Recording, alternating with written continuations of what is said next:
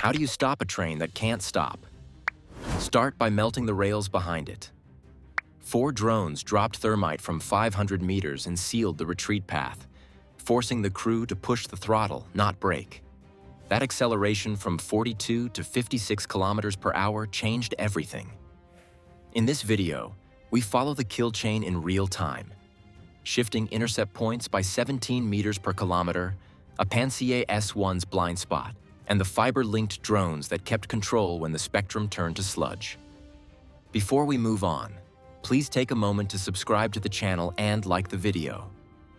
Why did 4 drones aim behind the target before anyone touched the locomotive? Because ending the retreat ends the options. They climbed to roughly 500 meters, steadied over the ballast, and dropped thermite on the rails past the junction. Thermite burns around 2,500 degrees Celsius, hot enough to melt through railroad steel, and it didn't need long. The first charges splashed into the fish plates and joints, and the track turned into a bright slot of liquid metal. Bolts snapped under heat. The steel sagged and then kinked as the cooling edges pulled unevenly. In seconds, the rear path wasn't a path. It was a glowing, buckled line that promised a derailment if anyone tried to reverse. Russian electronic warfare switched on hard. About 10 kilowatts washed the band from 100 megahertz up to 2 gigahertz. Automated jammers hunted anything that whispered over radio, while a counter-battery radar painted the launch grid. The air felt busy and mean. Telemetry screens spiked. Steering lagged on anything that talked through the spectrum. Operators watched the noise floor climb and then vanish under a wall of interference. The twist sat in the cables. Most of the attackers didn't care about radio because they didn't use it. Their guidance rode pulses of light down fiber thinner than a fishing line, spooled off the airframes like thread. No signal leaked to jam. No antenna to blind. As the RF world went deaf and dumb, the fiber-linked birds stayed crisp, with millisecond control and clean uplinks to their crews. Heat did more than cut steel. It turned dirt and ballast into a low fog. Slag spat and hissed into the ties. Smoke smeared across the junction and slid into camera views.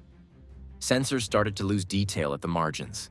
Human decision-making slowed a beat because every operator had to confirm what was plume and what was target. That delay mattered. It bought seconds while the last of the molten rails settled into a hard, twisted mess. Behind the scenes, the control architecture took hits and kept breathing.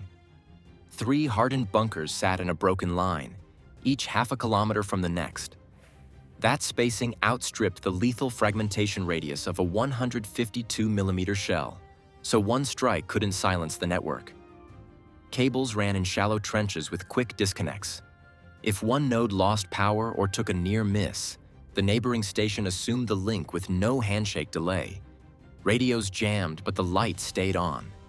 The swarm split at the same time. Low flyers hugged hedgerows and culverts, forcing gun crews to fight their own depression limits. Every meter closer they got, the harder it was to push barrels down and track clean. High profiles hung at mid-altitude and flashed brief exposures, pulling sensors and launchers to a different slice of the sky. The goal wasn't safety, it was workload. Make the defense choose wrong. A Panzer S1 tried to sweep the corridor with fire. Tracers arced, and proximity fuses started to seed airbursts. But the turret's -5-degree depression meant a dead zone right at the lip of the embankment. The low skimmers slid into that shallow notch, skirting the cone where the gun couldn't quite bend. Each second they stayed in that pocket stretched the Panzer's cycle times and created holes for the next wave. The trap locked. Rails behind glowed, popped, and then froze out of line.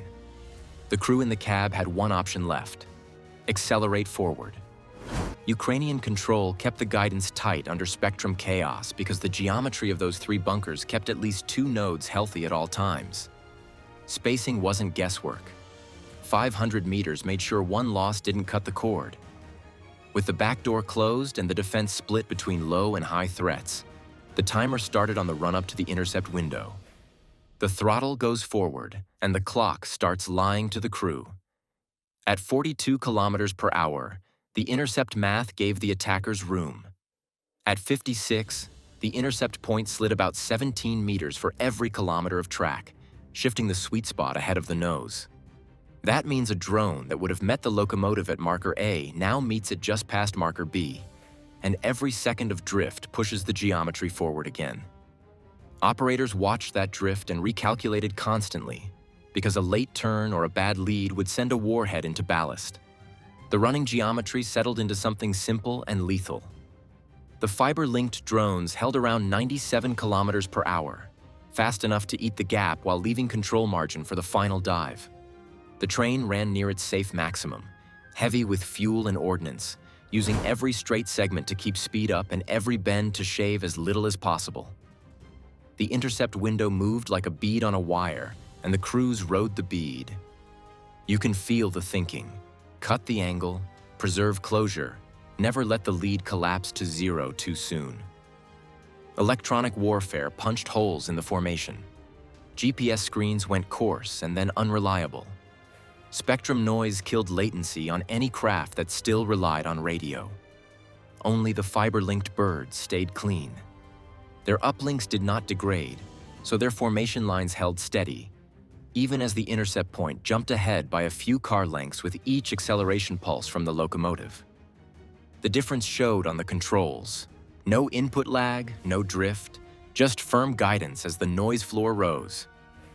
Here's the math in motion. A 2 to 3 kilometers per hour speed delta over a 900-meter run changes the lead by several meters, enough to miss a coupling or clip a ladder instead of the connection pin. Operators adjusted approach angles to counter last-second throttle surges or a faint tap on the brakes. They widened slightly on the high drones to protect sensor contrast against exhaust and heat shimmer, while low skimmers trimmed in to shorten the final glide and deny the defender time on target. The Panzer felt the split and chased it. Its radar and optics reprioritized as the swarm staggered by altitude. Low profiles forced the turret to bite down and traverse at uncomfortable rates near the embankment. High flyers flashed and broke, baiting locks that never matured into clean shots. Every retask cost seconds. Every miss burned ammunition and cycle time the crew couldn't spare. Execution started at the hinge of the whole train. The lead kinetic drone came straight for the locomotive-to-wagon coupling with an RPG-7 warhead, sacrificing fine aim for guaranteed mechanical damage where it mattered most. On impact, the shaped charge drove a jet at extreme velocity through the steel that held the consist together, the exact point that turned momentum into control. Sever the link, and the train loses coherence. Cars surge, slack runs out, and the locomotive stops dragging a unified mass. That first break changed the target set. A trailing drone stepped in and went for Wagon 22's ventilation slot, selected because the opening led straight to vulnerable cargo. One strike there was enough to push stored rockets past a critical threshold. Heat built fast, pressure followed, and the reaction turned local failure into a chain that ate the middle of the train. Several wagons disappeared in a rolling cloud, while others lifted and dropped crooked across the steel. Speed magnified the damage.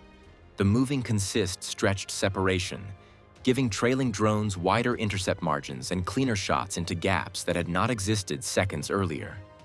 And through all of it, the fiber optic control kept 9 airframes on target.